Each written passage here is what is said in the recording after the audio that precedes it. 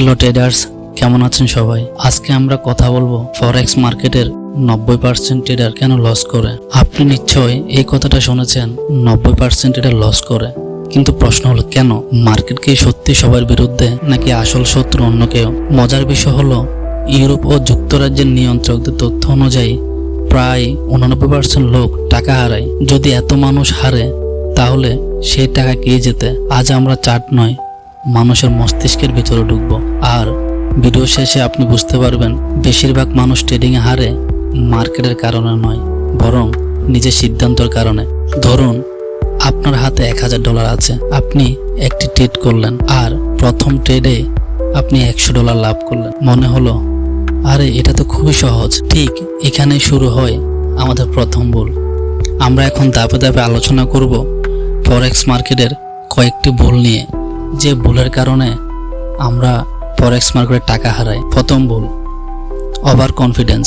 একটা ছোট জয় আমাদের মস্তিষ্ককে বিশ্বাস করায় আমি মার্কেট বুঝে ফেলেছি, কিন্তু বাস্তবতা হলো একটি ট্রেড কিছুই প্রমাণ করে না। একটি কয়েন টানা 10 বার হেড আসলে যেমন কয়েনটি আপনার কথা শুনছে না, তেমনি 10টি ট্রেডও আপনাকে ট্রেডার বানায় না। এবার আসি দ্বিতীয় ভুলে, ফোমো, যেটা নিয়ে আমরা প্রথম ভিডিওতে কথা বলেছিলাম, ফিয়ার অফ মিসিং আউট।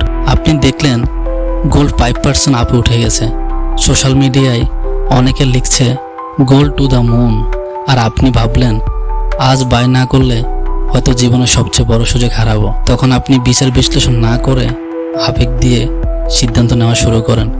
ঠিক এখানেই হয় বিপদ, কারণ মার্কেট কখনো আপনার অনুভূতির জন্য থেমে থাকে না। তৃতীয় ভুল, রিস্ক ম্যানেজমেন্ট না জানা। একজন নতুন ট্রেডার সাধারণত লাভের কথা বেশি ভাবে, কিন্তু একজন পেশাদার ট্রেডার আগে ভাবে বাই বা সেল করে লস হলে আমি ঠিক কত টাকা হারাবো। নতুন এবং পেশাদার ট্রেডারের এই চিন্তার বিশাল পার্থক্যই তৈরি করে। অনেক নতুন ট্রেডার একটি ট্রেডে অ্যাকাউন্টের প্রায় 30 থেকে 50% পর্যন্ত ঝুঁকিতে ফেলে দেয়। চতুর্থ ভুল, রিভেঞ্জ ট্রেডিং। ধরুন আপনি টানা 3টি ট্রেডে লস করলেন, এখন আপনার মাথায় একটাই চিন্তা, যে করে হোক আজকে টাকা ফেরত আনতে হবে।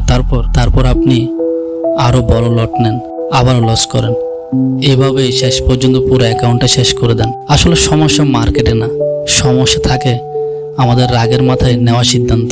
পঞ্চম ভুল, ওভার ট্রেডিং। সব সময় ট্রেড করতে হবে এমন কোনো নিয়ম নেই, কিন্তু নতুন ট্রেডাররা মনে করে যত বেশি ট্রেড তত বেশি লাভ। বাস্তবে গবেষণায় বারবার দেখা গেছে অতিরিক্ত ট্রেডিং এর কারণে ভুল সিদ্ধান্ত এবং লস বাড়ায়, যা দীর্ঘমেয়াদে ফলাফল খারাপ করে দেয়। অনেক সময় সবচেয়ে ভালো ট্রেড হলো কোনো ট্রেড না করা। এখন আপনি আমাকে বলতে পারেন, তাহলে কি ট্রেডিং অসম্ভব, বা আমরা কি ট্রেড করব না? না, একদমই না, অসম্ভব নয়। ট্রেড করতে পারেন, কিন্তু এটি দ্রুত ধনী হওয়ার খেলা না, এটি একটি ব্যবসা। এটি সম্ভাবনা, ঝুঁকি নিয়ন্ত্রণ এবং শৃঙ্খলার জিনিস। সফল ট্রেডাররা প্রতিটি ট্রেডে যেতে চেষ্টা করেন, তারা এমন একটি পদ্ধতি অনুসরণ করেন যেখানে কিছু ট্রেড হারলেও দীর্ঘ সময় তারা লাভে থাকতে পারেন। এটাই পার্থক্য। তাই মনে রাখুন, বেশিরভাগ মানুষ হারে কারণ তারা দ্রুত ধনী হতে চায়। তারা পরিকল্পনার চেয়ে আবেগকে বেশি বিশ্বাস করে। তারা ভাবে মার্কেটকে হারানো সহজ, কিন্তু মার্কেটকে হারানোর আগে নিজের মনকে নিয়ন্ত্রণ করতে হবে। কারণ ট্রেডিংয়ে সবচেয়ে বড় যুদ্ধ চার্টে নয়, আপনার নিজের মাথার ভেতরে। একটা কথা মনে রাখবেন, মার্কেট আপনার বিরুদ্ধে নয়। মার্কেটের কোনো অনুভূতি নেই, কোনো রাগ নেই, কোনো পক্ষপাত নেই। সেই শুধু তার নিয়ম মেনে চলে। যদি আপনি নিয়ম ভাঙেন, মার্কেট আপনাকে শাস্তি দেবে। আর যদি নিয়ম মেনে চলেন, দীর্ঘ সময় সে মার্কেটে আপনাকে পুরস্কৃত করবে।